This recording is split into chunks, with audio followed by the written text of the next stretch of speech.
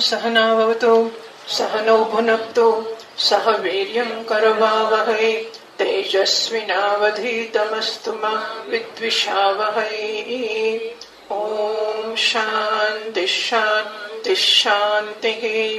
ओम पूर्णमदः पूर्णमिदं पूर्णात् पूर्णमुदच्यते पूर्णस्य पूर्णमादाय पूर्णमेवावशिष्यते। ओम शांति शांति शांतिः। श्रुतिस्मृतिपुराणानाम् आलयं करुणालयं नमामि भगवत्पादं शङ्करं लोकशङ्करं शङ्करं शङ्कराचार्यं केशवं बादरायणं सूत्रभाष्यकृतौ वन्दे भगवन्तौ पुनः पुनः। ईश्वरो गुरुरात्मेति मूर्तिभेदविभागिने व्योमवद्व्याप्तदेहाय दक्षिणामूर्तये नमः। ओम नमो ब्रह्मादिभ्यो ब्रह्म विद्या संप्रदाय कर्तृभ्यो वंशर्षिभ्यो नमो गुरुभ्यः।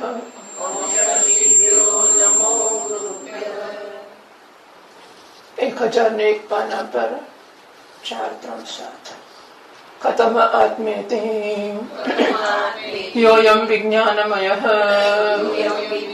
प्राणेषु हृदि अन्तर्ज्योतिः पुरुषः स समानः सन् उभौ लोकौ अनुसञ्चरति ध्यायति इव लीलायति इव सहि स्वप्नो भूत्वा इमं लोकम् अतिक्रामति मृत्युरूपाणि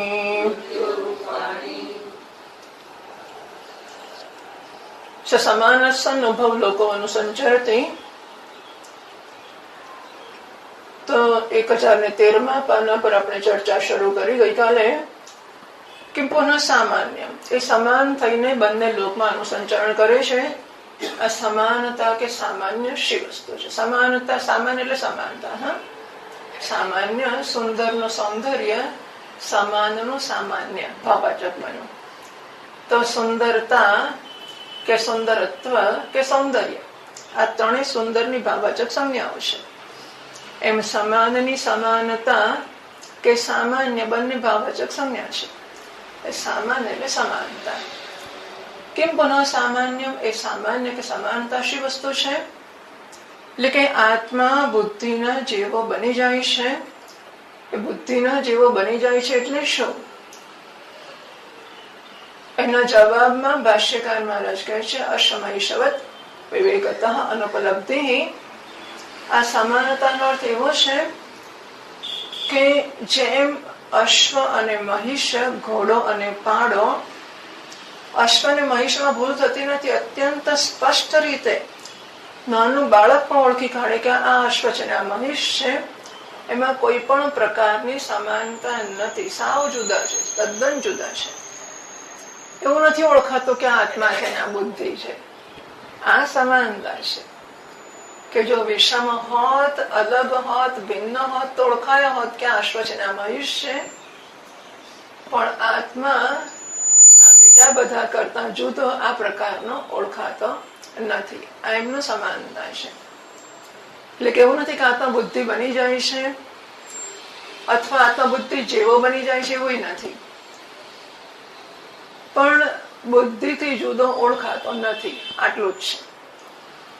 આત્મા બુદ્ધિ બનતો પણ નથી, આત્મા બુદ્ધિ જેવો પણ બનતો નથી, પણ આ આત્મા છે એવું ઓળખાતો નથી। બુદ્ધિ જોઈને જ થાય છે કે આ જ આત્મા છે। જો આત્મા એટલે હું, અને જેવો બુદ્ધિ નિશ્ચય કરે કે હું માણસ છું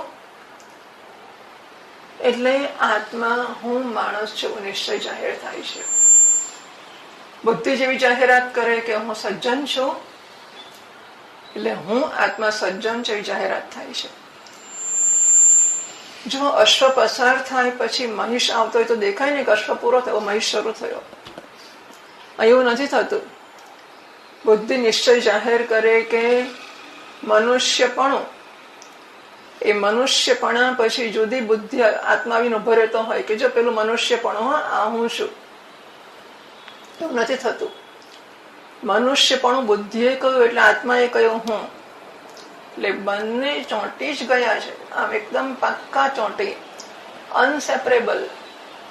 બંને એકબીજાથી અલગ ના થઈ શકે એવા બંને એક થઈ ગયા છે. કલ્પના હજારો વાર કહેવા છતાં આવી જ ના શકે.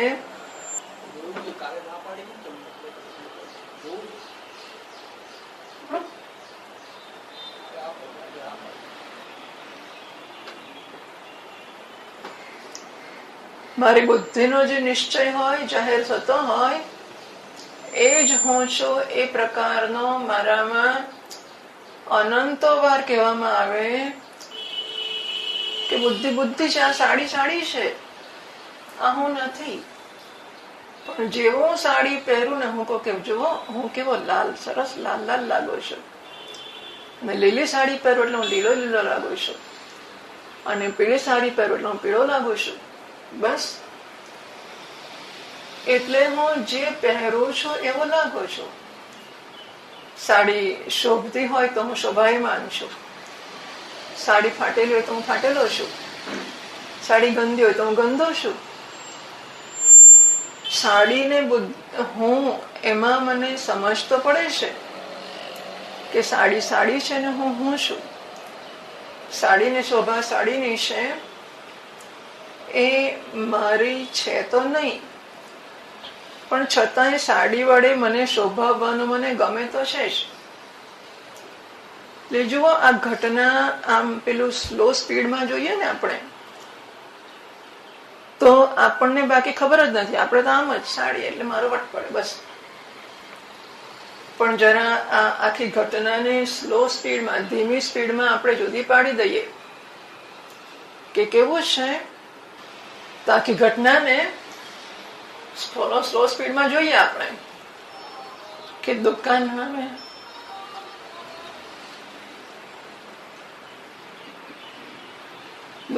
એક સાડી જોઈએ આપણે. સાડી બહુ સરસ છે. પછી લોકો સાડીને આમ શરીર પર નાખીને જુએ કે સાડી સરસ છે, એનાથી હું સરસ દેખાઈશ કે નહીં, બરાબર? અને પછી એ સાડી પહેરું એટલે હું સરસ છું. એટલે દુકાનમાં સાડી ઇદમ હતી ને, આ હતી યમ, સ્ત્રીલિંગમાં યમ કહેવાય. દુકાનમાં યમ હતી, આ હતી. પછી મેં એનો ને મારો સંગમ કર્યો ત્યારે યમ અને અહમ એને ભેગા કર્યા મેં, અને પછી યમ મટી ગયું ને અહમ થઈ ગયું. એવું થયું ને, એટલે પછી મારો વટ પડ્યો. અહીં આપણે જોઈ શકીએ છીએ કે કેવું છે, આ છે એને હું બનાવી દઉં છું, અને આના મૂલ્યાંકનથી હું મારું મૂલ્યાંકન કરું છું, ઓછું કે વધતું. મને એવું લાગે છે કે આના વડે મારામાં ઉમેરો થયો. વાસ્તવમાં હું પૂર્ણ સૌંદર્યમાં આના વડે ઘટાડો થયો. હું ખાલી સાડી જેટલો જ, આટલી જ સાડી જેટલો થઈ ગયો. હું અનંત સૌંદર્યશીલ હતો, એમાંથી આટલો જ થઈ ગયો.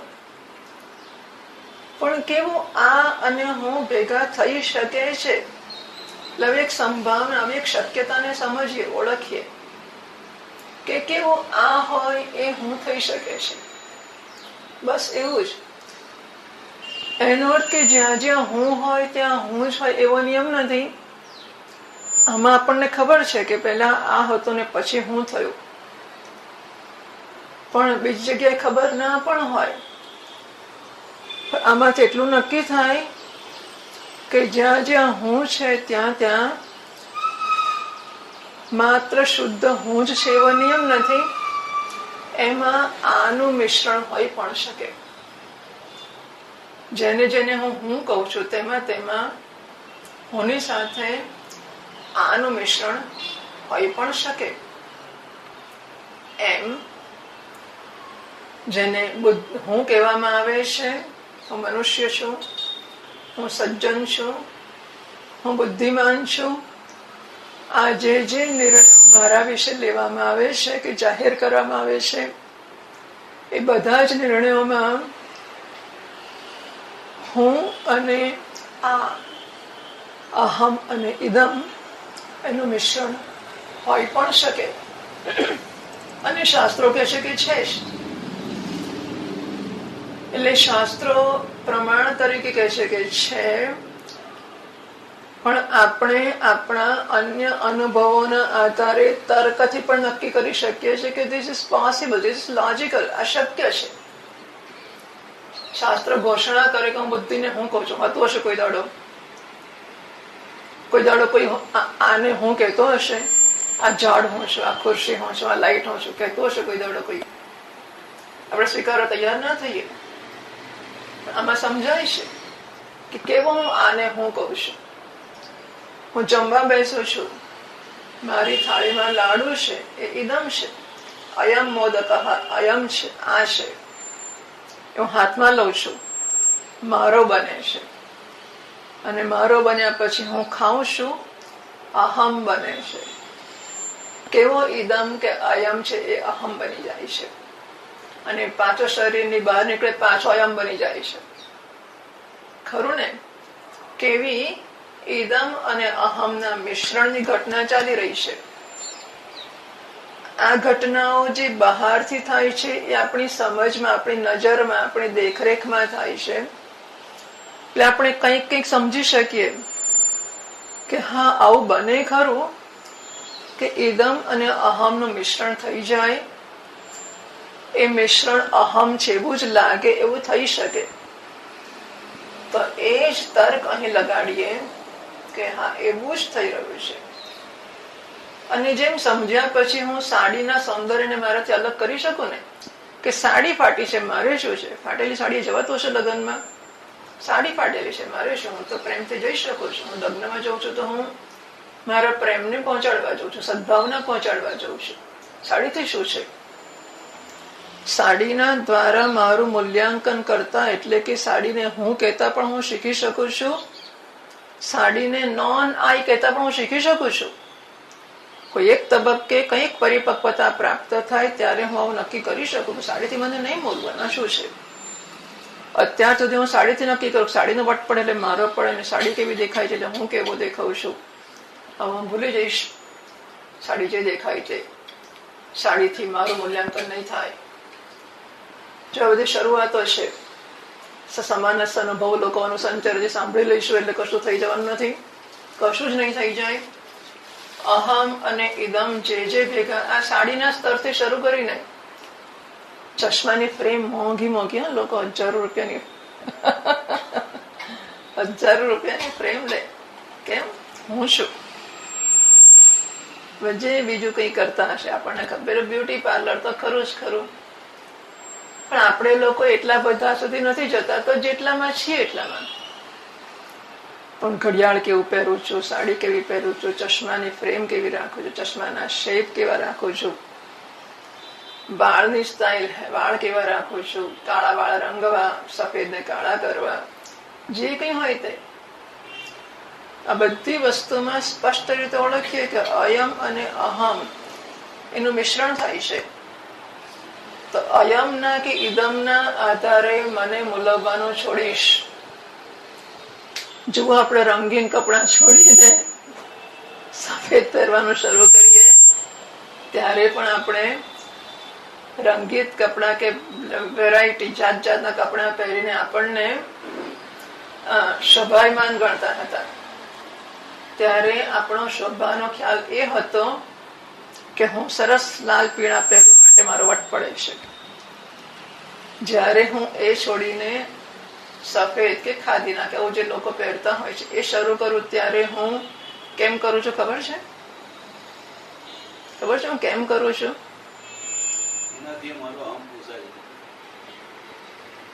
જોયું હું તો સાધક છું, જોયું હું તો ખાદીધારી છું.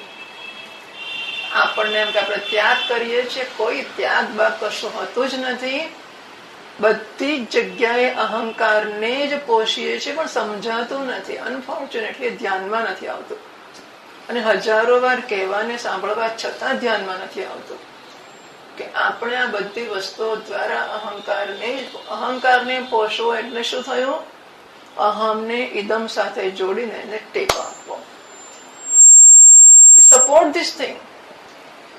એટલે અહમ અને ઇદમને જોડીને આપણે ધન્યતા અનુભવીશું તો શું એવું થવાનું છે કે સમાનસ્થ અનુભવ લોકોનું સંચરતી, એના શબ્દો આવડી જશે એટલે આપણે એનાથી જુદા થઈ જઈશું. થવાનું છે એવું? થવાનું છે? નહીં થાય? શું પૂછ્યું?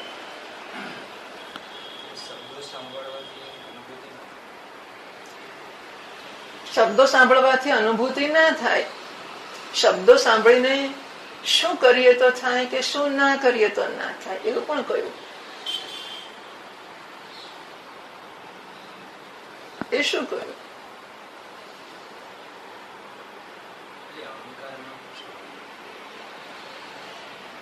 એટલે આપણે વ્યાવહારિક સ્તર ઉપર આપણા રોજિંદા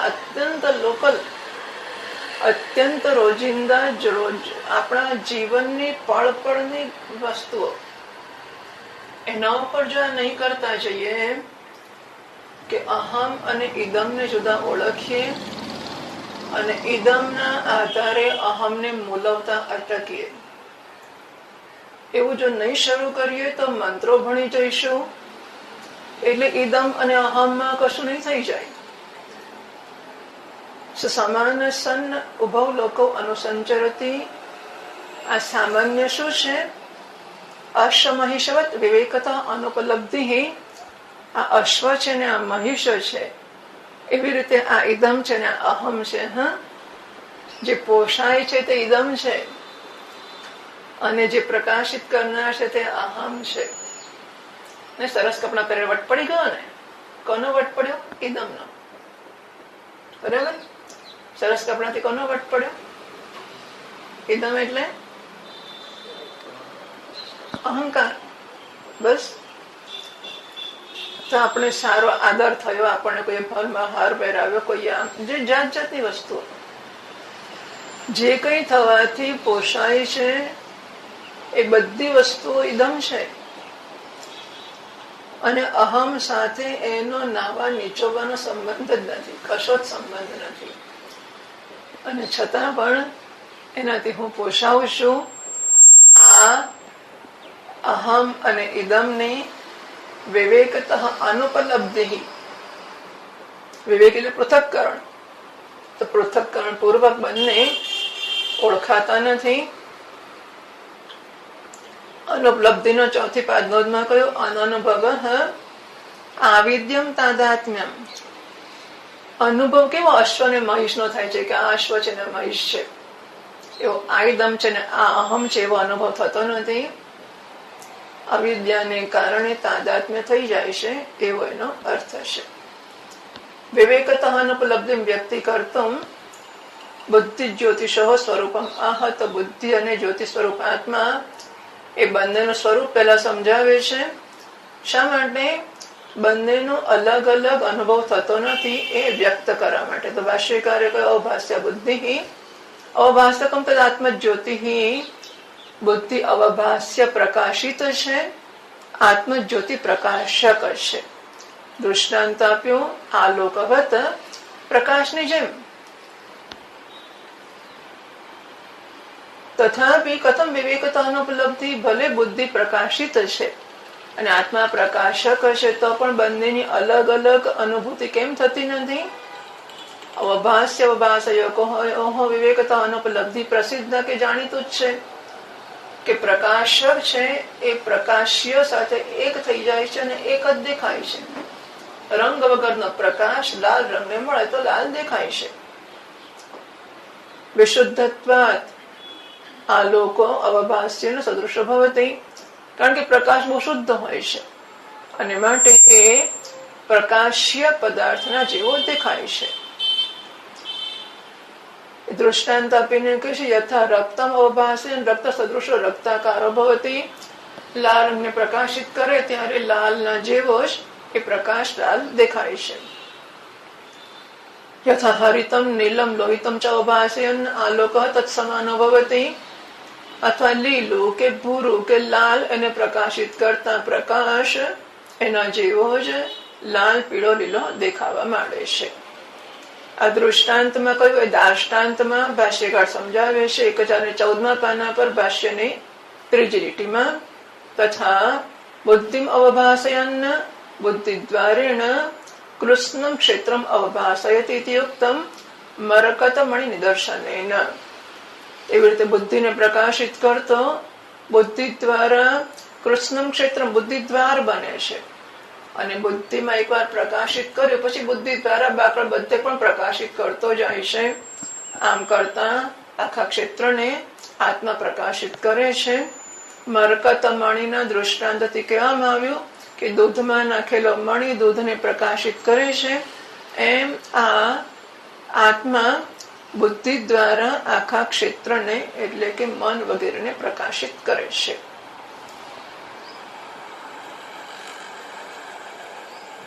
તેના સર્વેણ સમાન બુદ્ધિ સામાન્ય દ્વારેણ, તો બુદ્ધિ સાથેનું સાદૃશ્ય પ્રાપ્ત કરવા દ્વારા એ બધાની જોડે સરખો થઈ જાય છે. સૌથી પહેલા એ બુદ્ધિમાં અહમપણું કરે છે, પણ બુદ્ધિમાં કર્યા પછી મનમાં પણ કરે છે. એટલે શું થાય કે આપણો છોકરો હોય, પહેલો સંબંધ આપણો શરીર જોડે હોય, પછી આપણા છોકરા જોડે કે મારો છોકરો છે, પછી એના છોકરા જોડે કે મારા છોકરાનો છોકરો છે. એનો રામનો છોકરો નથી, મારા છોકરાનો છોકરો છે. હા, એનો છોકરો કઈ તો જુદી વસ્તુ હોય, મારા છોકરાનો છોકરો છે. અને પછી એની પત્ની છે, પછી એનો ભાઈબંધ છે, પછી એનો બનેવી છે. એટલે આમ લાંબુ કરીને આપણે આનો સંબંધ સ્થાપિત કરીએ છીએ.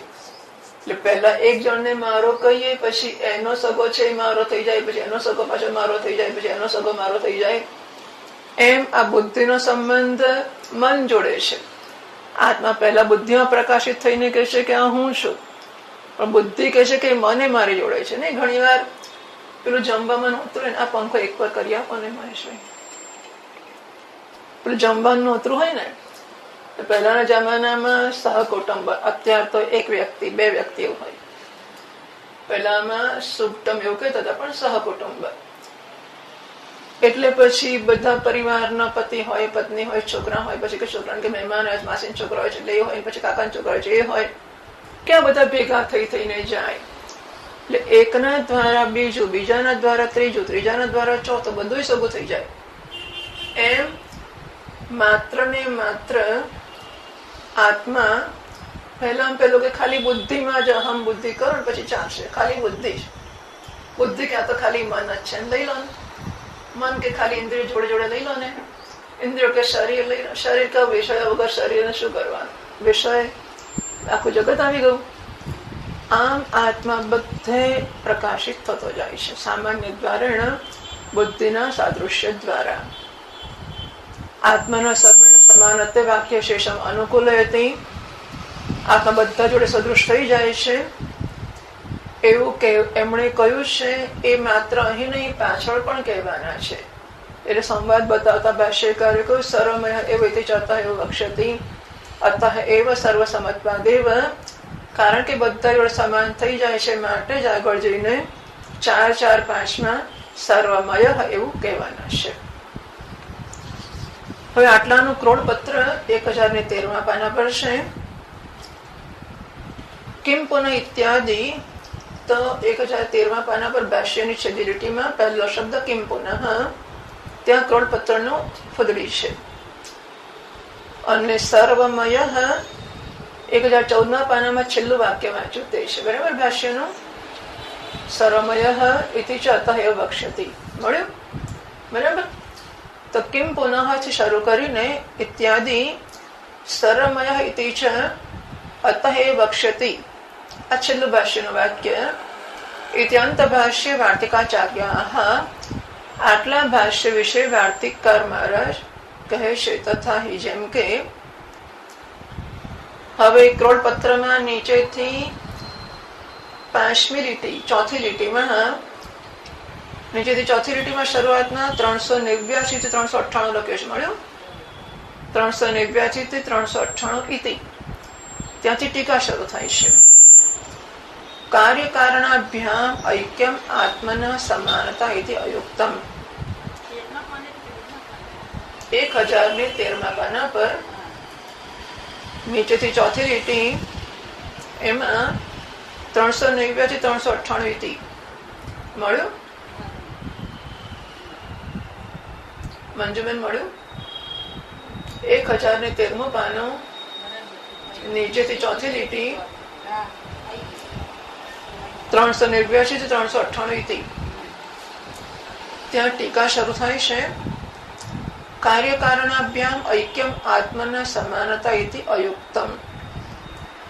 તો તમે કહો છો કે આટલા ભાષ્યના વાક્યમાં કહેવામાં આવ્યું કે બુદ્ધિ દ્વારા આત્મા આખા ક્ષેત્ર, ક્ષેત્ર એટલે ઇદમ શરીરમ કૌંતેય ક્ષેત્રમિતિ અભિધીયતે, એ ક્ષેત્ર એ આખા ક્ષેત્રને પ્રકાશિત કરે છે અને પ્રકાશિત કરવા દ્વારા આખા ક્ષેત્ર જોડે સમાન બની જાય છે. બરાબર? પ્રકાશક પ્રકાશ્ય જેવો થઈ જાય છે.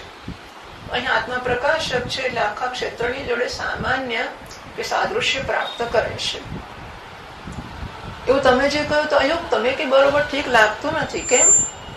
તયોહો તસ્ય ચ, જો તયોહો તસ્ય ચ, તયોહો એટલે શું થશે?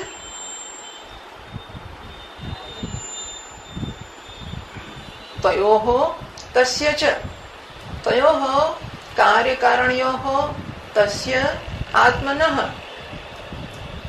કાર્યકારણ સાથે આત્માની સમાનતા થાય છે એવું કહ્યું, પણ અમને યોગ્ય લાગતું નથી. કેમ?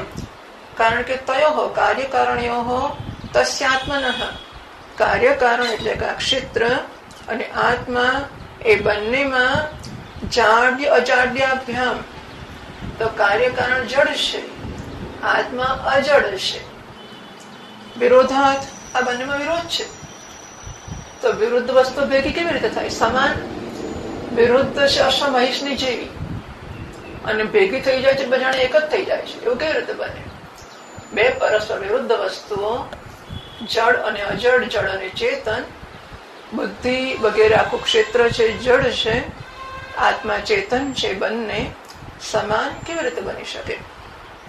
ઇતિ મત્વા આહ, એવું માનીને વાર્તિકકાર મહારાજ કરોડપત્રની પહેલી લીટીમાં કહે છે, કિમ પુનઃ સ્યાત સમાનત્વમ આત્મ બુદ્ધ્યાદિ વસ્તુનો હો. એ વળી સમાનતા એટલે શું? આત્મા અને બુદ્ધ્યાદિ વસ્તુ બેમાં સમાનતા શી વસ્તુ છે? તો એટલે જુઓ, સમાનતાનો અર્થ એવો નથી કે બે સરખા લાગે છે, સરખા બની જાય છે.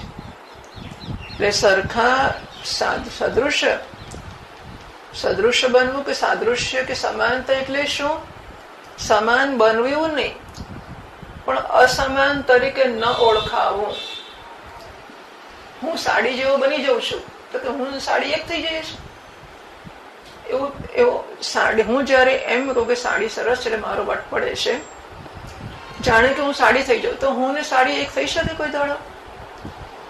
પણ છતાં હું સાડી થઈ ગયો, એનો અર્થ એવો થયો કે સાડીનો ને મારો વિવેક જતો રહ્યો. એટલું જ ને, હું ને મારો છોકરો એક થઈ ગયા. છોકરાની પરીક્ષામાં છોકરો પાસ થયો, મારી સાથે ફૂલવા માંડી, હું જ છોકરો થઈ ગયો. તો કે હું ને છોકરો એક થઈ ગયા? ના, પણ હું અને છોકરાનું અલગ અલગ પૃથક્કરણ, એ ઓળખાવાનો કે વિવેક ના રહ્યો. એમ સમાનતાનો અર્થ આટલો જ થયો કે આત્મા ક્ષેત્રને સમાન થઈ જાય છે. એટલે કે અશ્વ મહિષવત ઇત્યાદિ ભાષ્ય ઉત્તરમ આહ, તો અશ્વ મહિષવત એવું જે ભાષ્યકારે કહ્યું, તો એનાથી ઉત્તર વાર્તિકકાર મહારાજ આપે છે, વિવેકતઃ અનનુભવ વરાહ ઉરગવત્તયોઃ. એમણે જુદું શોધી કાઢ્યું. અશ્વ મહિષવત એનું વાર્તિકકાર મહારાજે પોતાના શબ્દોમાં મૂક્યું, વરાહ ઉરગયોઃ. વરાહ એટલે ભૂંડ, ઓરગ એટલે સાપ, તો કોઈ દર ભૂલ થાય સાપમાં ને ભૂંડમાં. એટલે ભૂંડ અને સાપ અલગ ઓળખાય એમ આત્મા ને ક્ષેત્ર અલગ ઓળખાતા નથી. બસ આ એમનું ઐક્ય છે. ઐક્ય બીજા કોઈ પ્રકારનું નથી. ઐક્ય આ પ્રકારનું છે કે વરાહ અને ઓરગ જેમ અલગ અલગ ઓળખાય એમ આ આત્મા ને આ બુદ્ધિ એમ ઓળખાતા નથી. ટીકાકાર કે ઉક્ત સમાનત્વસ્ય મિથ્યાત્વમ આહ. આ જે સમાનતા છે મિથ્યા છે એ વાર્તિકકાર કહે છે ઉપર બીજી લીટીમાં, યત તત તયોઃ સમાનત્વમ રજ્જુ સર્પાદિવન્મતમ. એમની સમાનતા છે કેવી છે કે દોરડી ને સાપ જેવી સમાનતા છે. જો દોરડી જડ છે, સાપ ચેતન છે, ત્યાં સાપ ચેતન અને જડ નો સમાનતા થઈ જાય છે ને. તો કેવી સમાનતા છે આત્મા ને બુદ્ધિની કે દોરડી ને સાપ જેવી સમાનતા છે, મિથ્યા છે. યત તયોઃ સમાનત્વમ રજ્જુ સર્પાદિવન્મતમ. ટીકામાં કહે છે મિથ્યાતે ફલિતમ આહ. એટલે કે સમાનતા મિથ્યા છે. રજ્જુ સર્પના દાખલાથી એવું કહ્યું કે સમાનતા મિથ્યા છે. મિથ્યા કહેવાથી શું ફલિત થયું? તો વાર્તિકાર કહે છે આત્મા અવિદ્યા એવ સંબંધ તસ્માત આત્મન ઇષ્યતે. અને માટે આજે આત્મન નીચે ટીકામાં જુઓ અનાત્મના ઇતિ શેષ. તો આત્મન પછી અનાત્મના એવું સમજવું જોઈએ. અનાત્મના એ તૃતીયા છે, અનાત્મા સાથે આત્મન અનાત્મના સંબંધ. આત્માનો અનાત્મા સાથેનો સંબંધ છે તે તસ્માત તેથી આત્મવિદ્યા એવ. આત્માની અવિદ્યા એ જ આત્માનો અનાત્મા સાથેનો સંબંધ છે એમ સમજવું જોઈએ.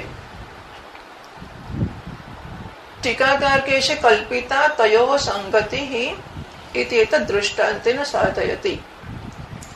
તો આત્મા ને અનાત્માનો સંબંધ રજ્જુ ને સર્પના જેવો કલ્પિત છે. જો દોરડી ને સાપમાં કેવું છે, દોરડી છે સાપ તો છે જ નહીં. એક તો સાપની કલ્પના કરી અને પછી પાછી દોરડીને જ સાપ કયો. બરાબર, બે વસ્તુ થઈ ને. સાપની કલ્પના કરી અને દોરડીને સાપ કહેવા માંડ્યા આપણે. એટલે કે દોરડી સાપ જેવી જ થઈ ગઈ, દોરડી ઓળખાતી બંધ થઈ ગઈ. એમ આપણે આત્મામાં બુદ્ધિની કલ્પના કરી પછી આત્માને બુદ્ધિ જ કહેવા માંડ્યા. તો આ કેવી રીતે થયું? એટલે દૃષ્ટાંત આપીને સમજાવે છે વાર્તિકકાર. કહે છે અકારક સ્વભાવસ્ય પરમાર્થ આત્મવસ્તુનઃ અવિદ્યા કલ્પિતા એવ સ્યાત સંગતિ. પરમાર્થ આત્મવસ્તુ છે એ અકારક. કારક એટલે આપણને ખબર છે. કારક કોને કહેવાય? કારક કોને કહેવાય? કરતા પછી કોને કારક કહેવાય? દિગંતભાઈ, કારક કોને કહેવાય?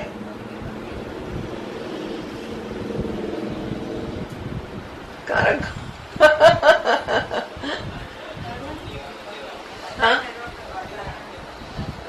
હા, વિભક્તિઓને કહેવાય. સરસ. તો ક્રિયા કરવામાં જે મદદરૂપ થાય એને કારક કહેવાય.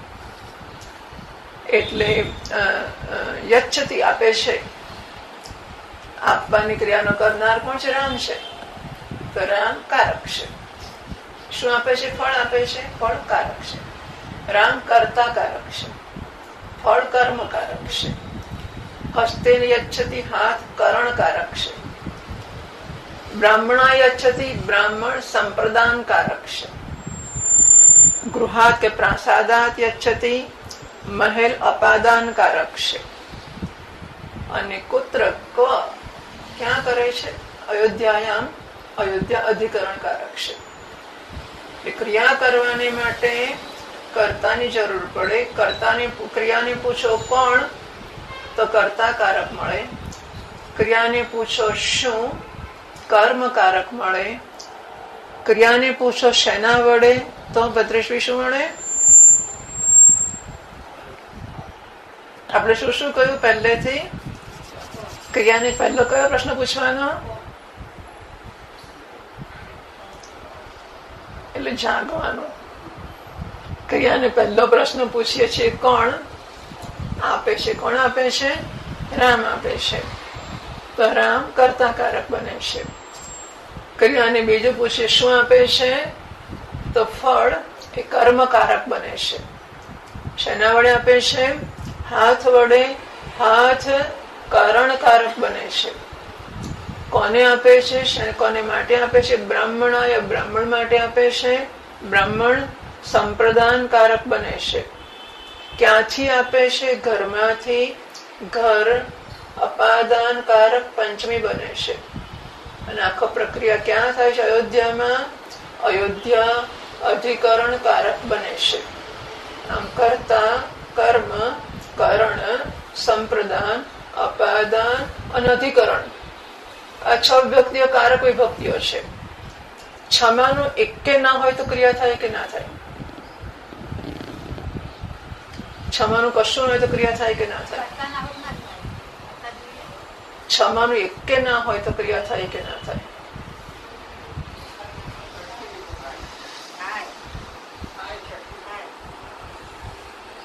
છમાનું એકે ના હોય તો ક્રિયા થાય કે ના થાય? જરા બતાવી દો ને એકાદી ક્રિયા થાય વાળા. કદાચ તમે પ્રશ્ન સમજ્યા નથી. હું એમ પૂછું છું કે ક્રિયા કરનારા 6 કારકો છે. કર્તા, કર્મ, કરણ, સંપ્રદાન, અપાદાન, અધિકરણ. આ 6 કારકો ના હોય તો ક્રિયા થાય કે ના થાય? થાય કે ના થાય?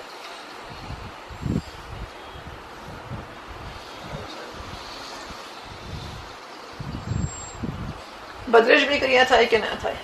એ કે છે થાય.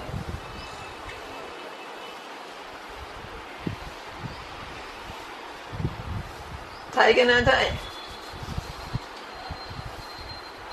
તમે બોલો ને તો મને સમજ પડે.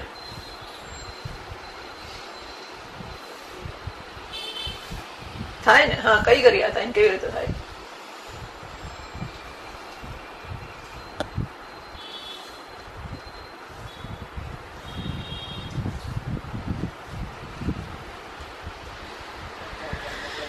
હા, એમ નહીં, પણ 6 નથી. કર્તા નથી, કર્મ નથી, કરણ નથી, સંપ્રદાન નથી, અપાદાન નથી, અધિકરણ કશું જ નથી. તો થાય કે ના થાય? બરાબર છે ને? ક્રિયા થવા માટે 6 કોઈક તો જોઈએ ને. કશું 6 હોય તો ક્રિયા કેવી રીતે થાય? તો આત્મા કોણ છે? કર્તા છે, કર્મ છે, કરણ છે, સંપ્રદાન છે, અપાદાન છે, અધિકરણ છે. શું છે? એટલે કે અકારક છે આત્મા. એમણે લખ્યું વાર્તિકકાર મહારાજે, અકારક સ્વભાવસ્ય પરમાર્થ આત્મવસ્તુના. પરમાર્થ આત્મવસ્તુ અકારક છે.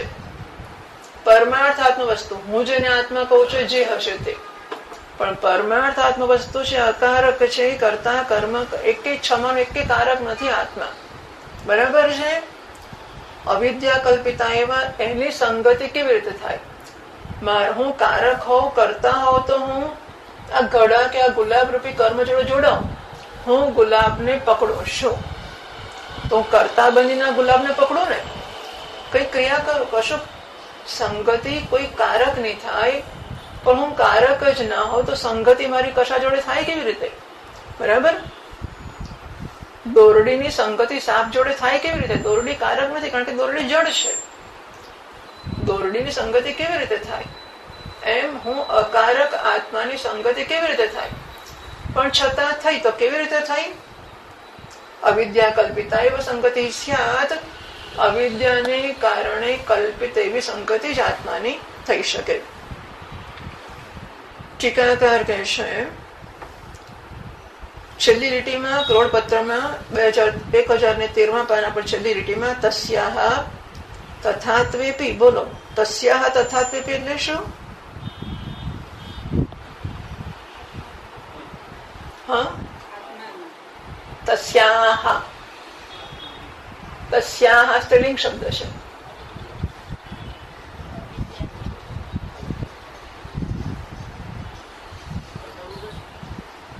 અઘરું છે. જે કે સ્ત્રીલિંગ શબ્દ હોય તો લગાડી દેવાય એવો નિયમ નથી. આત્માનો વિદ્યા બે શબ્દ આવડે છે. પુલ્લિંગ હોય તો આત્મા, સ્ત્રીલિંગ હોય તો વિદ્યા. એમ તો કે થોડું બેસાડી દેવાય. તસ્ય એટલે સંગતે હે. સંગતિ સ્ત્રીલિંગ છે ને, આગળના વાક્યમાં સંગતિ આવી છે. કલ્પિતા તયો સંગતિ હિ, એમને સંગતિ કલ્પિત છે એવું દૃષ્ટાંત સિદ્ધ કરે છે. તસ્યા તથા તે સિદ્ધ શું થયો? સંગતિ કલ્પિત છે એવું સિદ્ધ થયું. બરાબર. તસ્યા તથા તેપી સંગતે હે કલ્પિતત્વેપી. સંગતિ કલ્પિત હોય તો પણ પ્રતિચઃ બુદ્ધ્યાદિ સમાનત્વમ કથમ કલ્પિતમ.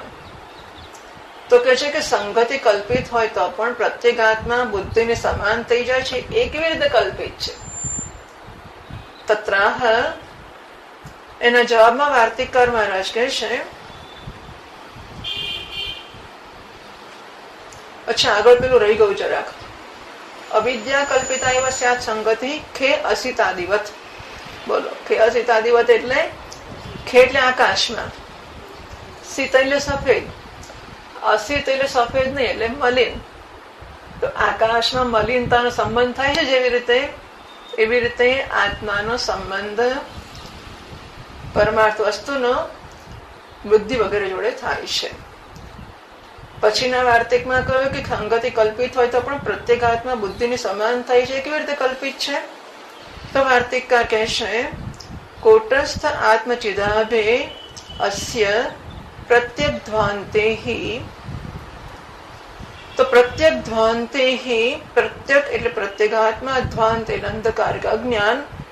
પ્રત્યેગાત્માના અજ્ઞાનમાં કોટસ્થ આત્મચિદાભે, કોટસ્થ આત્મ ચૈતન્યનો આભાસ એ જયારે નિમિત્ત બને છે, તો અજ્ઞાનમાં પ્રત્યેક ચૈતન્યનો આભાસ કે પ્રતિબિંબ જયારે ચિદાભાસ પડે છે ત્યારે એ નિમિત્તે અસ્ય આત્મનઃ તદ્ભવૈઃ વિષયાંતૈઃ સામાનાધિકરણ્યતઃ ભવેદ ભ્રાંતિઃ. પ્રત્યેક આત્માના અજ્ઞાનમાં ચૈતન્યનો સૌથી પહેલું, ચૈતન્યથી સૌથી પહેલામાં પહેલું જો નજીકનું કશુંક હોય તો અજ્ઞાન છે. એટલે ચૈતન્ય અજ્ઞાનથી ઢંકાયું પછી બુદ્ધિ રૂપે દેખાયું. દોરડી અજ્ઞાનથી ઢંકાઈ પછી સાપ રૂપે દેખાય ને. એટલે હા,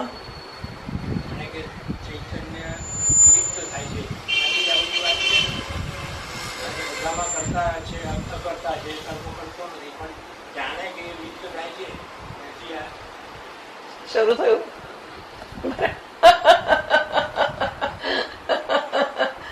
બસ ત્યાંથી શરૂ થયું.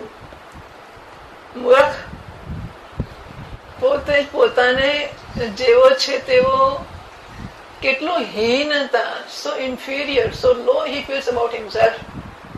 પોતાના વિશેની કેટલી બધી લઘુતા લાગે છે કે જ્યાં ક્યાંથી કશુંક મળે ને એ સરસ, આ એ દૂધ મળ્યું બહુ સરસ, ચા મળી બહુ સરસ, મિત્ર મળે બહુ સરસ, પત્ની મળી બહુ સરસ, સંતાન મળી બહુ સરસ.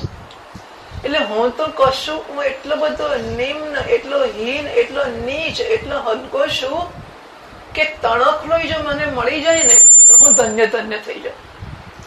આ સ્થિતિમાં આવી ગયો છે. એમાંથી મારે એ સ્થિતિ પર આવવાનું છે, અથવા એ સ્થિતિને મારે આત્મસાત કરવાની છે, ઓળખવાની છે કે આખી દુનિયાને હું ધન્યતા પ્રદાન કરી શકું છું. અહમ વૃક્ષસ્ય રેરીવા કીર્તિ પૃષ્ઠ ગિરેરીવા, હું આખા સંસાર વૃક્ષનો પ્રેરયિતા છું. મારી કીર્તિ પર્વતોના શિખરો સમાન ઉચ્ચ છે. આવો મહાન એટલે આ આત્માને આપણે આટલો બધો અંદર સિંક, આટલો બધો નીચો, આટલો હલકો કરી નાખ્યો છે. આત્માને એટલે મને, અને એમાં શું મળી જવાનું છે? મારી જાતને હલકી પાડવાથી મને મળી શું જશે? કોઈ ચકરડી ફેરવશે ને કોઈ ભમરડી ફેરવશે, એટલું જ ને. ઓરડી છે કોઈ કે શું થયું? પેટમાં દુખે છે, માથું દુખે છે, ચા પીવીશ એટલે તમે ચા આપો, બસ. તારે ફરવા જવું? હું ફરવા લઈ ગયો. રડસ શું કરવા? તમે ક્યાં ફરવા ગયા હતા? અમને કેમ ના કહ્યું? અમને કેમ ના લઈ ગયા? તો એટલો ફરવા લઈ ગયો, ચાલ ને એ પછી શું, અઠવાડિયે 15 દાડા ફરીને પાછા આવીશું. પછી પાછા નાનું છોકરું હોય ને ઘરમાંથી કોઈ બહાર જાય એટલે તરત મારે આવું છે, મારે આવું છે. એટલે પછી ના લઈ જાય તો રડે, એટલે કકડાટ ટાળવા આંટો મરાઈ આવે. પછી પાછું આવીને બેસે. પછી નોકર આવે, કામ વાળી કોઈ પણ આવે એટલે તરત આમ કરવા મળે. આપણામાં એનામ ફેર છે. શું કરીએ? આજ કરીએ છીએ. અહીંથી આ મળે, ત્યાંથી ત્યાં મળે, પેલું મળે, છોકરો મળે, છોકરાને પૈસા મળે, છોકરાને નોકરી મળે, છોકરાની દુકાન મળે, છોકરાનું એના છોકરાનું મળે. હું આરતી નહીં ઉતારું, મારા છોકરાને છોકરા આરતી ઉતારે, એનું ભલું થાય. મારે અમારા છોકરાને છોકરા માટે આપું છું કવર, એનું ભલું થાય. તે આપણું ભલું થઈ ચૂક્યું. શું સમજતા હોઈશું આપણે? એટલે કેટલો બધો અહંકારનો વિસ્તાર કરીને ધન્યતા અનુભવીએ છીએ કે ક્યાંકથી કશુંક મળે, ક્યાંકથી કશુંક મળે, ક્યાંકથી કશુંક મળે. એટલે હું તું દયાળુ દીન હું, તું દાની હું ભિખારી. આ ભજનો ગાઈ ગાઈને આપણી જાતને એટલી હલકી પાડી છે, એટલી હલકી પાડી છે જેની કોઈ હદ નથી. And for what? શું મળી જવાનું છે? સોનાના પહાડ મળી જશે. સોનાના પહાડ મળશે તો શું થશે? પેલી બધી કથાઓ, એવી ઇતિહાસો, કથાઓની ઇતિહાસો, એ નંદવંશ ને ધનનંદન ને બધા હું ભૂલી ગઈ. એમાં સોનાના પહાડો, હા, એ લોકો એવી નદીમાં અને દરિયામાં છુપાવીને રાખ્યા હોય અને કોઈ જ ના જાણતું હોય, અને એટલું એને માટે સુરક્ષા રાખતા હોય, એટલી ચોરી રાખતા હોય, એટલું છુપાવે, એટલે પોતાની જાતને સાચવવી પડે ને કે કોઈ જોઈ જશે, કોઈ જાણી જશે. હરે ભગવાન! અને બધા સોનાના પહાડ મૂકી મૂકીને મરી ગયા, અને ઘણા સોનાના પહાડ માટે જ મરી ગયા. So what? શું મળી જશે? શેને માટે આપણી જાતને આટલી હલકી છે ને? જો હલકી પાડીએ એટલા માટે કે કશું મને મળે, કોઈ ઉમેરો કરે, એટલા માટે જ ને કે મને આપો ને, એટલે કે હું એના વગર રહી ગયો છું. તો આપણી જાતને હલકી પાડી પાડીને શું મેળવી નાખવાના છીએ, અને શું મળશે એટલે અનંત થઈ જવાના છીએ. એવું શક્ય છે કે હું હલકો કે નિમ્ન છું ને કશુંક ઉમેરા છે એટલે હું પૂર્ણ થઈશ? શક્ય છે એવું? છે કે નથી? શક્ય છે કે નથી? કેમ નથી? તો માનો કે હું ખરેખર જ અપૂર્ણ છું, હું અપૂર્ણ છું, અને મારામાં કશું ઉમેરીશ તો હું એનાથી પૂર્ણ થઈ જઈશ કે નહીં થઈ જાઉં? તો મહેશભાઈનો જવાબ જોઈએ, ભદ્રેશભાઈનો જવાબ જોઈએ. હું અપૂર્ણ છું અને મારામાં કશું ઉમેરીશ તો પૂર્ણ થઈ જઈશ કે નહીં? માનો કે હું ખરેખર અપૂર્ણ છું, પણ હું ખરેખર અપૂર્ણ છું તો શું?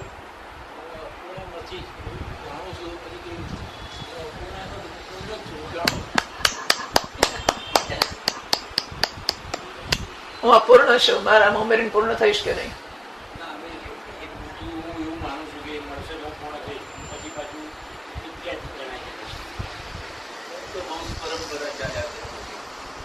કારણ કે જે નથી ને આવે એ પૂર્ણ ના હોય. તર્ક એવો છે કે અપૂર્ણમાં જે ઉમેરો એ પૂર્ણ ના હોય, અપૂર્ણ જ હોય, કારણ કે આનાથી અધૂરું હતું ને. કોઈ વસ્તુ ઉમેરાય એ પૂર્ણ ના જ હોય, કારણ કે નહોતી ને આવી છે, અનિત્ય છે. કેવી રીતે? ધારો કે હું અપૂર્ણ પણ હોઉં તો કશું પૂરીનું પૂરું થઈ જ નથી શકવાનું. હું અપૂર્ણ નથી ને પૂર્ણ છું, પણ માનો કે હું સાચે સાચો પણ ખરેખર મારામાં ખોટ છે, ખરેખર અપૂર્ણ છે. માનો કે હું ખરેખર અપૂર્ણ છું, તોય શું દુનિયાની કોઈ વસ્તુ મને પૂર્ણ કરી શકવાની છે? એટલે એને કહીશું પૂર્ણ હોવું તોય નહીં, અપૂર્ણ હોવું તોય નહીં, કશુંક તો મને પૂર્ણ નહીં જ કરી શકે. એ નક્કી છે. પછી શું કામ ફાંફા મારવા? અને એટલા માટે મારે મારી પૂર્ણતાને આત્મસાત કરવા માટે જે કરવું હોય તે કરવું પડે. બાકી અપૂર્ણતાને પૂરી કરવાનો તો પ્રશ્ન જ નથી આવતો. બરાબર છે? એટલે ખાલી આમાંથી જ ઊભું થયું કે મેં મારી જાતને અપૂર્ણ માની. પણ માની તો માની, પણ એનો વિસ્તાર ગૌરવથી કરો છો. અપૂર્ણ છે, પણ છોકરો થશે એટલે પૂર્ણ થઈશ, લગ્ન કરીશ એટલે પૂર્ણ થઈશ. હવે ખરો ઘણું તો પૂર્ણ થઈ ગયો હશે, પણ જરા છોકરો તો છે ને પછી સરખો પૂર્ણ થઈ જઈશ.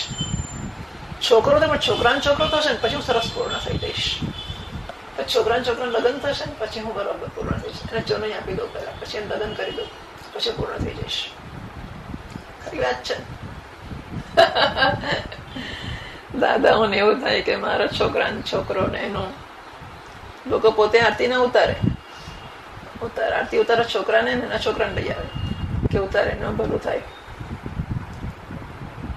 તો કોટસ્થ પ્રત્યેક ધ્વાંતે હિ કોટસ્થાત્મચિદાભે. હું વાંચું છું 92મું વાર્તિક, એટલે કે ક્રોડપત્રની ચોથી લીટી. કોટસ્થ આત્મચિદાભે પ્રત્યેક ધ્વાંતે હિ પ્રત્યેક આત્માના અજ્ઞાનમાં કોટસ્થ આત્માનો આભાસ પડે છે. આને કારણે નિમિત્તે, આ નિમિત્ત સપ્તમી છે. તો પ્રત્યેક ધ્વાંતે કોટસ્થાત્મચિદાભે પ્રત્યેક આત્માના અજ્ઞાનમાં કોટસ્થ આત્માનો ચૈતન્યનો આભાસ કે ચિદાભાસ પડે છે. એને કારણે અસ્ય તદ્ભવૈઃ વિષયાંતૈઃ સામાનાધિકરણ્યતઃ ભ્રાંતિ ભવેત. એને કારણે અસ્ય પ્રતીચઃ કે ચિદાત્મનઃ, આ ચિદાત્માની તદ્ભવૈઃ એમાંથી ઉત્પન્ન થયેલા વિષયાંત વિષય સુધીના, એટલે કે બુદ્ધિ, મન, ઇન્દ્રિય, શરીર, વિષય, આખી પ્રક્રિયા, આખી લાઈન, આખી પરંપરા, એ બધામાં સામાન અધિકરણ્યતઃ, સામાન અધિકરણ્ય જન્મી જાય છે. ભવેત ભ્રાંતિ, માટે ભ્રાંતિ જન્મે છે. સામાન અધિકરણ્ય એટલે શું આપણને ખબર છે નહીં?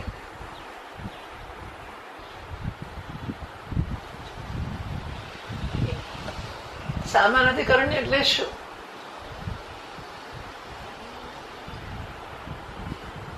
સામાન અધિકરણ્ય એટલે શું?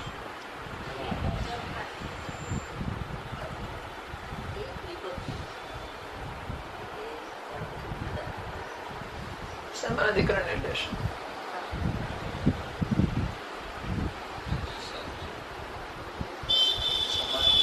સામાન અધિકરણ્ય પારિભાષિક શબ્દ છે.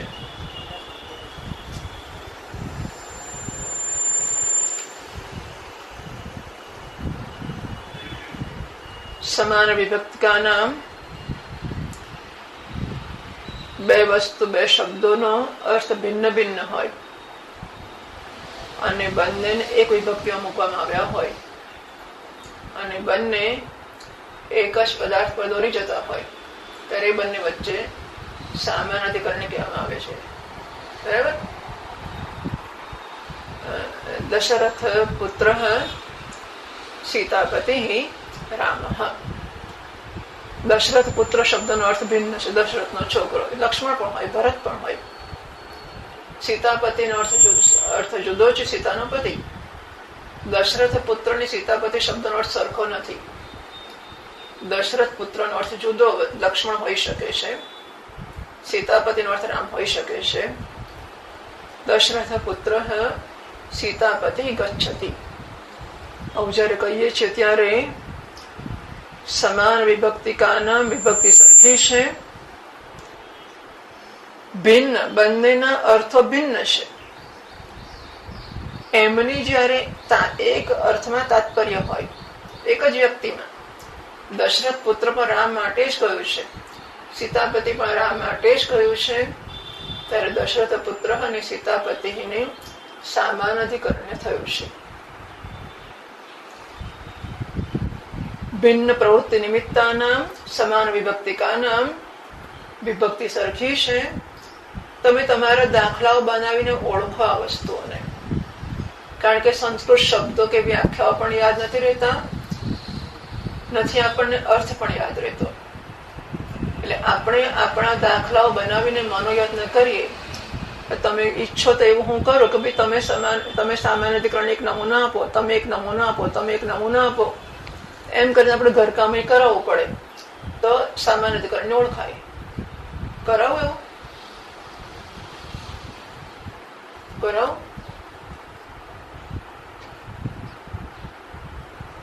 એકાદ આપો નમૂનો મને સામાન્ય અધિકરણ્યનો.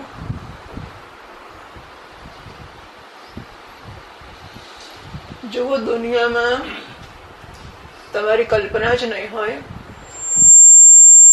પણ કોઈ જગ્યાએ સત્સંગમાં વિદ્યાર્થી શીખ્યો કે નહીં એની ચિંતા કરવામાં નથી આવતી. હા, મેં બહુ જ સત્સંગ કર્યો છે અને એક પણ મહાત્મા મેં આપણી પરંપરા સિવાય નથી જોયા કે વિદ્યાર્થી સમજ્યો કે નહીં, શીખ્યો કે નહીં, યાદ રાખ્યો કે નહીં એ જોવામાં આવતું હોય, ન એને પૂછવામાં આવતું હોય. એ પૂછે તો જવાબ આપવામાં આવે અને બાકી પ્રવચન કરવામાં આવે. પ્રવચનમાં એ સમજાવવાનું પણ કોઈ કોઈ જગ્યાએ બને છે, મોટા ભાગની જગ્યાએ સમજાવવાનું પણ નથી જ હોતું, માત્ર ચોપડીમાંથી વાંચી જ જવામાં આવે છે. બહુ બધો સંસ્કૃતનું હિન્દી ભાષાંતર કરવામાં આવે, આટલું જ હોય છે. એ કૈલાસ આશ્રમ હોય કે ગંગોત્તર ઉત્તર કાશીના મહાત્માઓ હોય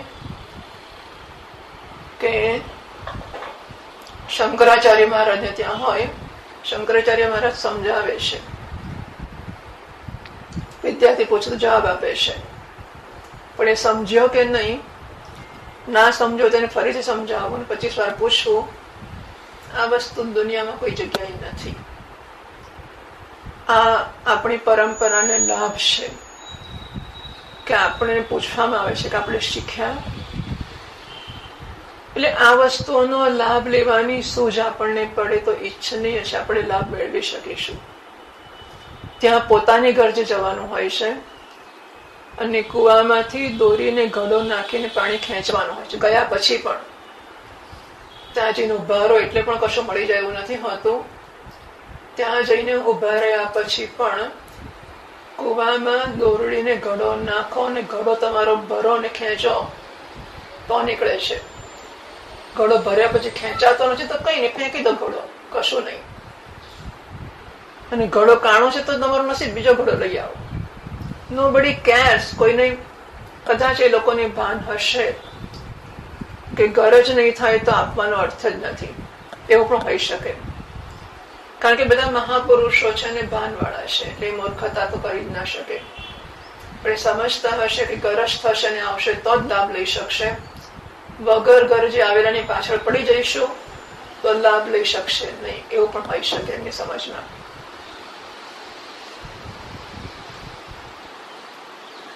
એટલે આ વસ્તુઓ આપણને અત્યંત મૂલ્યવાન કે અત્યંત અલભ્ય, દુર્લભની અલભ્ય વસ્તુઓ મળી રહી છે. એનો લાભ લેવાની જરાક જાગતા રહીએ, કમસે કમ. આવીએ છીએ તો મોટી વાત છે કે આવીએ છીએ, પણ આપણે જાગતા રહીએ, જરા સાંભળીએ, સમજીએ, લખીએ, સમજવાની કોશિશ કરીએ. સામાન્ય અધિકારને 50મી વાર આપણે 1000મી વાર ભણાવ્યું હશે, કેમ ખબર નથી પડતી આપણને? આપણે કેમ એની પ્રત્યે એની પ્રક્રિયા, એના શબ્દો લખ્યા નથી? લખ્યું છે કોઈ સામાન્ય અધિકરણને કોને કહેવાય? કેમ નથી લખ્યું? લખ્યું તો યાદ છે કે ક્યાં લખ્યું છે? કમસે કમ યાદ ના હોય તો ખબર તો કે આ જગ્યાએ લખ્યું છે તો શોધી કાઢીને તરત જોઈએ. ઘેર જઈને જોવાની કોશિશ કરી કે સામાન્ય અધિકરણની શી વસ્તુ છે કે ક્યાંક આવી ગયું છે? કરી કોશિશ હોય દાડો? માતાજી આયા તો ખરે પણ આવી બેઠા, બીજું એ તો મોટી મહેરબાની છે કે સત્સંગ ચાલે છે. તમે ના આવો તો સત્સંગ બંધ થઈ જાય, એટલે મારે માટે તો તમારો બધાનો ઉપકાર છે કે તમે આવો છો. પણ આપણને એવું થાય કે આપણે આનો લાભ લઈ શકીએ. આ કઈ મનોરંજનનો કાર્યક્રમ છે નહીં, અને કાન પવિત્ર કરવાનો એ નથી કાર્યક્રમ, સમય સારો પસાર કરવાનો એ કાર્યક્રમ નથી. આ બધું થાય છે તો બધી આઠ પેદાશો છે. સવારમાં કોઈ કહે છે સવારમાં મહારાજનું મોઢું જોઈને દાડો સારો જાય. હવે તો ટીવીમાં એ જોઈ લેવાય, મોઢું જોવું હોય તો યુટ્યુબ પર પણ જોઈ લેવાય. બાકી મોઢું જોવા માટે આશ્રમમાં જવાની જરૂર નથી હોતી. પણ આપણે આનું મૂલ્ય સમજીએ, અને જો આપણે આપણો ઇન્વોલ્વમેન્ટ, આપણી સંડોવણી કરીશું તો લાભ લઈ શકીશું. તો શિક્ષકને પણ સારું લાગશે અને સમય એની એ વસ્તુઓ પાછળ ઓછો બગડશે. આપણે આગળ ચાલી શકીશું. નહીં તો ના અને મોટા ભાગના મહાત્માઓ ચિંતા નથી કરતા. આપણે તો પ્રવચન કર્યું પછી જેમ જે કરવું એ કરે. ના સમજો તો નસીબ એમને આપણે પુસ્તકને ન્યાય આપ્યો. આપણી પરંપરા પુસ્તકને ન્યાય નથી આપતી, વિદ્યાર્થીને ન્યાય આપે છે. અને એટલે આપણે હું સંસ્કૃતનું હિન્દી ગુજરાતી વાંચી જવું તો કે મને સંતોષ ના થાય. મને સંતોષ એમાં થાય કે તમે કંઈક સમજ્યા કે મેળવ્યું ખરું ને. અને તો પછી થોડાક આપણે સહકાર આપનારા થઈએ તો આ પ્રક્રિયા વધારે ફળદાયી બની શકે, વધારે આનંદ આપનારી પણ બની શકે. એટલે સામાન્યકરણને તો એ સમજાય ના ને તો આપણે આ વાક્યોના અર્થો જ ના સમજી શકીએ. સામાન્યકરણ્યતઃ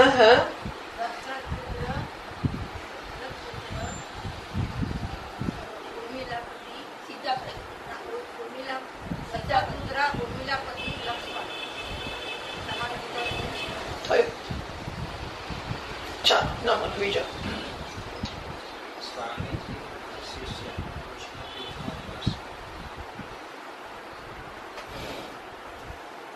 થયો.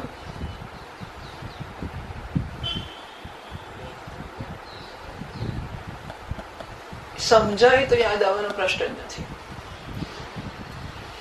સમજાયું ખરું હું શું કહું છું? સામાન્યકરણ્ય દશરથનો પુત્ર શબ્દનો પોતાનો સ્વતંત્ર અર્થ છે અને સીતાપતિ શબ્દનો જુદો અર્થ છે. જ્યારે હું એક વ્યક્તિ માટે કહું છું દશરથ પુત્ર સીતાપતિ ગચ્છતિ, ત્યારે ભિન્ન અર્થ વાળા પણ સમાન વિભક્તિ વાળા શબ્દો હું એક અર્થમાં વાપરું છું. એ બંનેનો સંબંધ સામાન્યકરણ્ય કહેવાય છે. બરાબર? નીલમ સુગંધિ ઉત્પલમ, આ એનો દાખલો છે. નીલ એટલે ભૂરા રંગનો, એનો અર્થ જુદો છે. મહત એટલે મોટો, એનો રંગ અર્થ જુદો છે. સુગંધીનો અર્થ જુદો છે. ઉત્પલમ એટલે કમળ, અર્થ જુદો છે. પણ જયારે સાથે વપરાય છે, જે નીર છે એ જ મોટો છે, એ જ સુગંધી છે, એ ઉત્પલ છે. સામાન્યકરણ્ય. બરાબર? નીલમ મત સુગંધી ઉત્પલ સ્ટેન્ડર્ડ દાખલો છે એનો. તો એવું આપણે જુદા જુદા અર્થ થતા હોય, શબ્દના શબ્દાર્થ જુદા જુદા છે, પણ જયારે વાપર્યા છે ત્યારે બંનેનો અર્થ એક થાય છે. એક જ વસ્તુને બતાવે છે, એક જ વસ્તુનો અર્થ આપે છે. એને સામાન્યકરણ્ય કહેવાય. બરાબર? એવો દાખલો આવડે આપણને?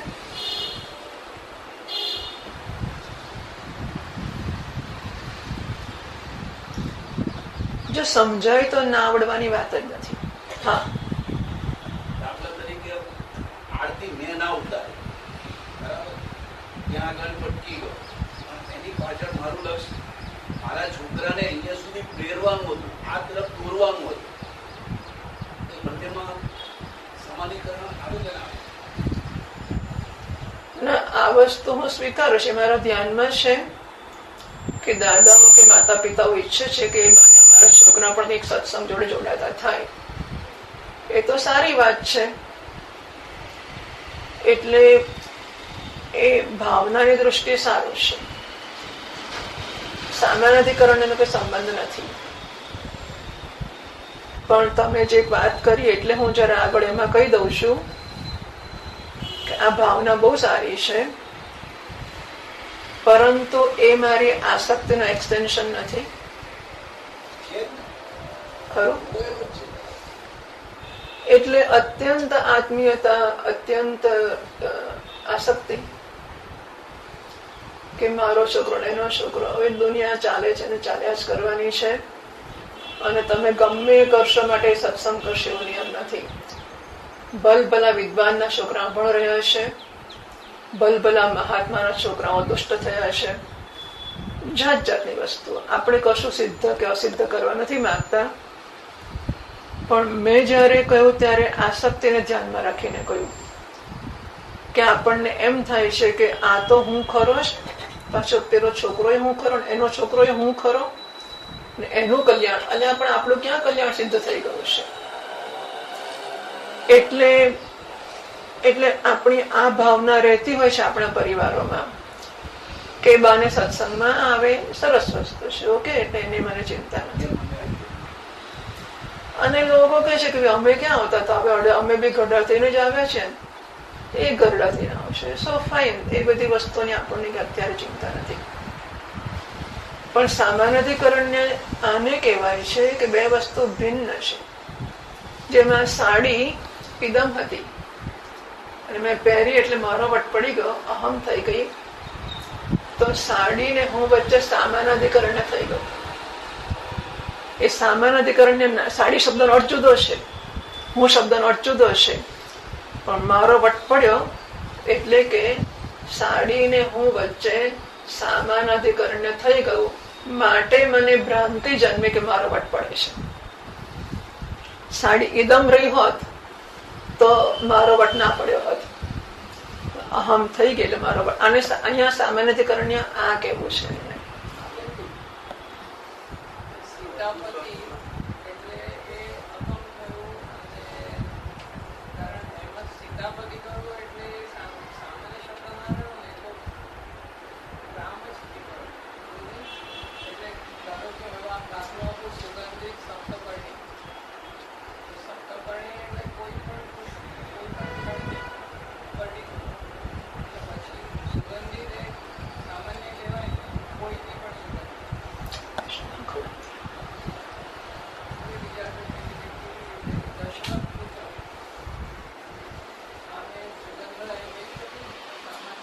જો ફરીથી આપણે શું કહેવા માંગીએ છીએ? ભિન્ન પ્રવૃત્તિ નિમિત્તાના બે શબ્દોની સ્વતંત્ર પ્રવૃત્તિ ભિન્ન છે. દશરથ પુત્ર એટલે રામ, લક્ષ્મણ, ભરત, શત્રુઘ્ન ગમે તે. સીતાપતિ એટલે એક જ રામ. તો દશરથ પુત્ર એટલે લક્ષ્મણ, સીતાપતિ એટલે રામ. જ્યારે હું એમ કહું છું કે દશરથ પુત્ર સીતાપતિ રામ જાય છે, ત્યારે દશરથ પુત્ર જેનો અર્થ રામ, લક્ષ્મણ, ભરત, શત્રુઘ્ન 4 થતો હતો, એમાંથી મેં 3 કાઢી નાખ્યા અને એક જ અર્થ રાખ્યો. એટલે ભિન્ન, એની પોતાની સ્વતંત્ર પ્રવૃત્તિ ભિન્ન હતી. અને સીતાપતિ શબ્દનો પ્રવૃત્તિ અર્થ, દશરથ પુત્ર શબ્દનો અર્થ સ્વતંત્ર હતો, સીતાપતિ શબ્દનો અર્થ સ્વતંત્ર હતો. એ બંનેને મેં એક જ અર્થ આપવા માટે જોડ્યા કે દશરથ પુત્રને મેં રામ જ અર્થમાં જોડ્યો. સીતાપતિ, માનો કે સીતાના 4-5 પતિઓ છે, એમાંથી એક દશરથનો પુત્ર છે ને એક બીજાનો પુત્ર છે, ત્રીજાનો પુત્ર છે. તો એમાંથી મેં નક્કી કર્યું કે દશરથનો પુત્ર એ જ અને સીતાનો પતિ એ જ, એ રામ જાય છે. તો જેમના અલગ અલગ પોતાના અર્થો થતા હોય છે, એવા શબ્દોને હું એક જ અર્થ આપવા માટે એક જ વિભક્તિમાં જ્યારે મૂકું છું, ત્યારે એ શબ્દો વચ્ચે સામાન અધિકરણ છે એવું કહેવાય. વર્ણિકર દીકરી એ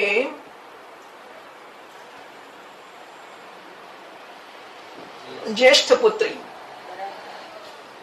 તો જ્યેષ્ઠ પુત્રી એટલે વર્ણિકરની જ્યેષ્ઠ પુત્રી સ્વાધ્યાયમાં આવે છે. તો વર્ણિકર પુત્રી 3 માની ગમે કે 5 માની કે 4 માની ગમે તે હોઈ શકે.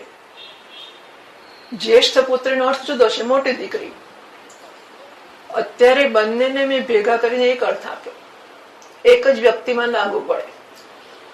અલગ અલગ અર્થવાળા શબ્દોને જ્યારે આપણે એક જ અર્થમાં લગાડવા હોય ત્યારે વિભક્તિ બંનેને એક મૂકવી જ પડે.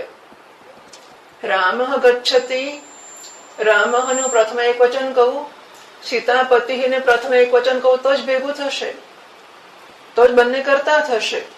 સીતારામ સીતાપતિને ગચ્છતિ કહું તો નહીં થાય, કારણ કે સીતાપતિ દ્વિતીયા થઈ જશે. આપણે વિભક્તિ પણ સમજવી પડે, આપણે અર્થ પણ સમજવા પડે, આપણે 1000 વસ્તુ સમજવી પડે.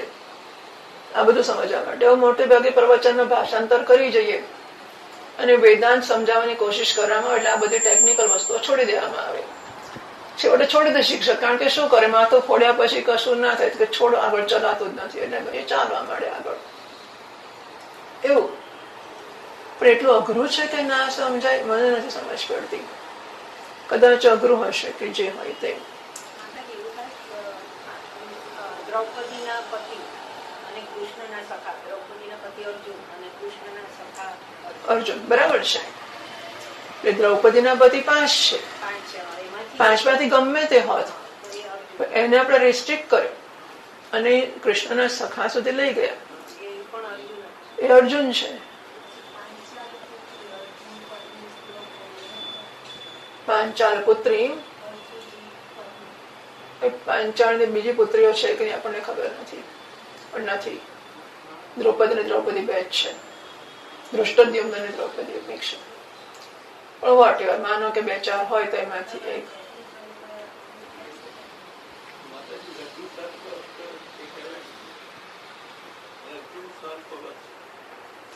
એ તેમણે આપ્યું જ છે. અત્યારે એમને સામાન્ય અધિકરણ અભિપ્રેત છે આ છે રજ્જુ સર્પનો. રજ્જુનો પોતાનો જુદો અર્થ છે, સર્પનો પોતાનો જુદો અર્થ છે, અને બંનેને એક તરીકે આપણે જોયા છે. એ જોવાને કારણે ભય વગેરે જન્મ્યા છે.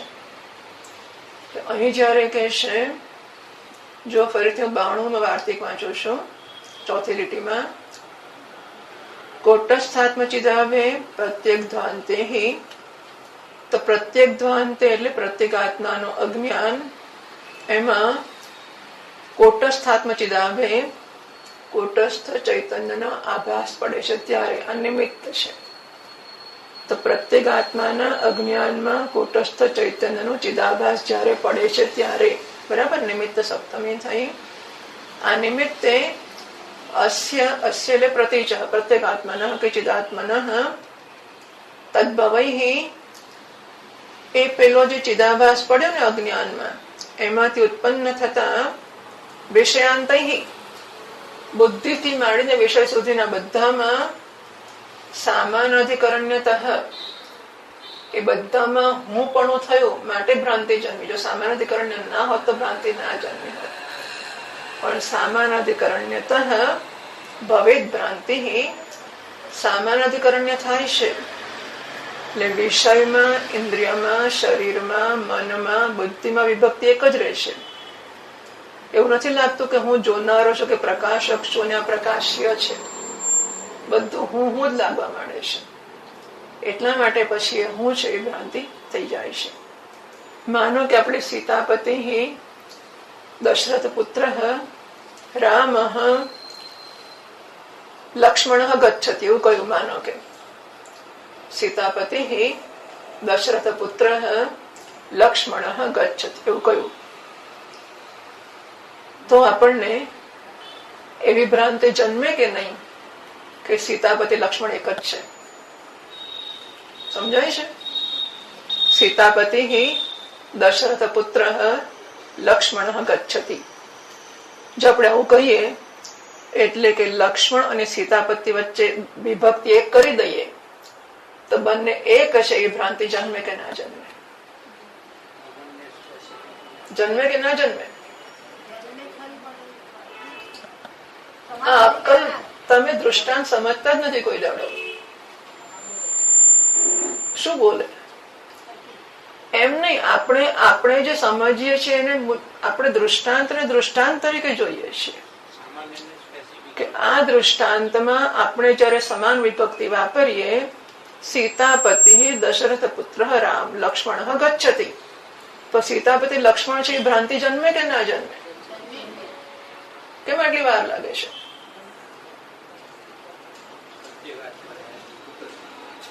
વિભક્તિ એક વપરાય તો બંને એક છે એ ભ્રાંતિ જન્મે ને આપણને.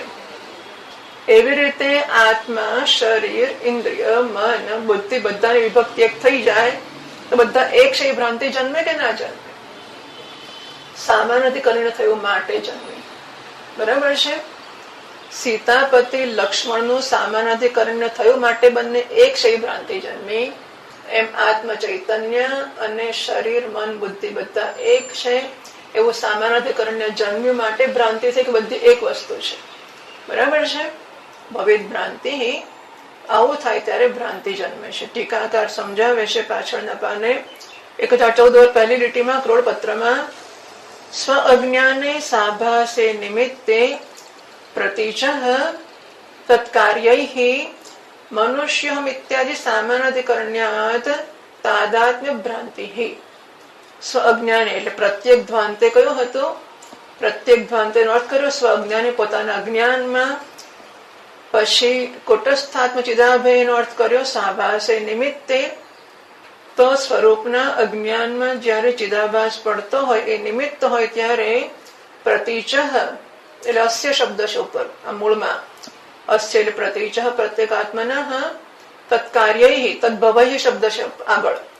તો તદ્ભવૈ તત્કાર્યૈ એના કાર્યમાં મનુષ્યહમ ઇત્યાદિ સામાનાધિકરણ્યાત હું મનુષ્ય છું સામાનાધિકરણને જન્મી ગયું અને કારણ કે સામાનાધિકરણને જન્મ્યું માટે તાદાત્મ્ય ભ્રાંતિ માટે હું મનુષ્ય છે ભ્રાંતિ જન્મી ગઈ. એટલે મનુષ્યત્વ અને હું બંનેની વિભક્તિ સરખી થઈ ગઈ માટે હું મનુષ્ય છે ભ્રાંતિ જન્મી ગઈ. તદ્યુક્તા સમાનત્વ મિથ્યાતા ઇત્યર્થ. અને માટે આ સમાનત્વ છે એનું મિથ્યાપણું યોગ્ય છે. રજ્જુ સર્પનું સાદૃશ્ય મિથ્યા છે એની જેમ શરીર વગેરેમાં હું પણાની જે ભ્રાંતિ જન્મે છે પણ મિથ્યા છે, યોગ્ય છે. કારણ કે ભિન્ન પ્રવૃત્તિ નિમિત્તાના ભિન્ન ભિન્ન વસ્તુઓનું સામાનાધિકરણ થઈ ગયું. એટલે આપણે તમે શું વિચારો છો કે થાય જ કેવી રીતે? પણ થયું. સીતાપતિ લક્ષ્મણ કહેવાય જ ના ને, પણ સીતાપતિ લક્ષ્મણ કયું હોય તો શું થાય? જયારે દૃષ્ટાંત આપવામાં આવે ત્યારે દૃષ્ટાંતને સમજવાની આપણી સમજ હોવી જોઈએ કે સીતાપતિ દશરથ પુત્ર લક્ષ્મણ ગચ્છતિ કયું હોય તો લક્ષ્મણ સીતાપતિ જેવું પણ એવું થાય જ કેવી રીતે? જો શબ્દ વાપર્યા હોય તો આવો જ અર્થ થાય, ના થાય તો ખોટું કહેવાય. સમજ પડે છે? શું સમજ પડી?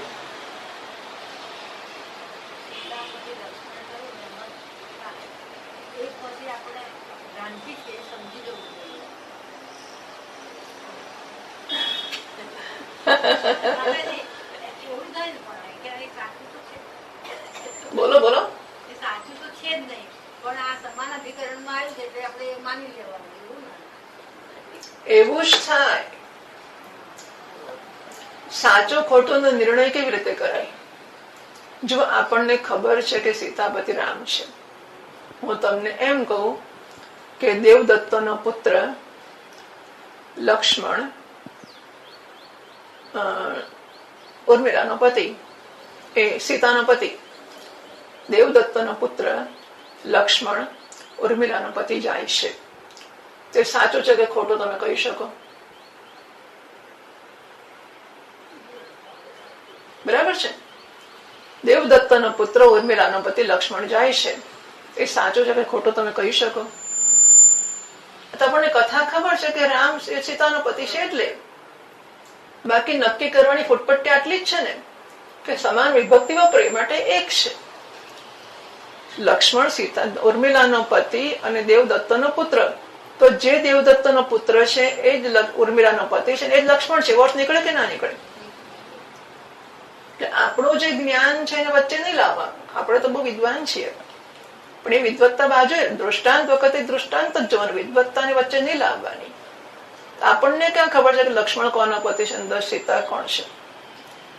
આપણને આ વાક્ય કહેવામાં આવે એટલે આ દાખલો એટલા માટે જાણીતો આપ્યો કે જાણીતો હોવા છતાં પણ જો વપરાય ખોટી રીતે તો ખોટી ભ્રાંતિ જન્મી શકે છે. એમ શરીર હું નથી, પણ હું અને શરીર એક વિભક્તિમાં મૂકવામાં આવે તો ભ્રાંતિ જન્મી શકે છે કે હું શરીર છું અને એ જન્મી છે. એટલે હું શરીર છું એ ભ્રાંતિ છે એવું સિદ્ધ કરવા માટે આ બધું કહેવામાં આવે છે કે હું આખી જિંદગી કહું કે હું શરીર છું માટે થોડો હું શરીર છું, તો ભ્રાંતિ હૈ, એ ભ્રાંતિ છે. બરાબર? ઓમ પૂર્ણમદ પૂર્ણમિદં પૂર્ણાત પૂર્ણમુદચ્યતે પૂર્ણસ્ય પૂર્ણમાદાય પૂર્ણમેવાવશિષ્યતે. ઓમ શાંતિ શાંતિ શાંતિ. શંકરં શંકરાચાર્યં કેશવં બાદરાયણં સૂત્રભાષ્યકૃતૌ વંદે ભગવન્તો પુનઃ પુનઃ. ઈશ્વરો ગુરુરાત્મેતિ મૂર્તિભેદ વિભાગિને વ્યોમવદ્વ્યાપ્તદેહાય દક્ષિણામૂર્તયે નમઃ. ઓમ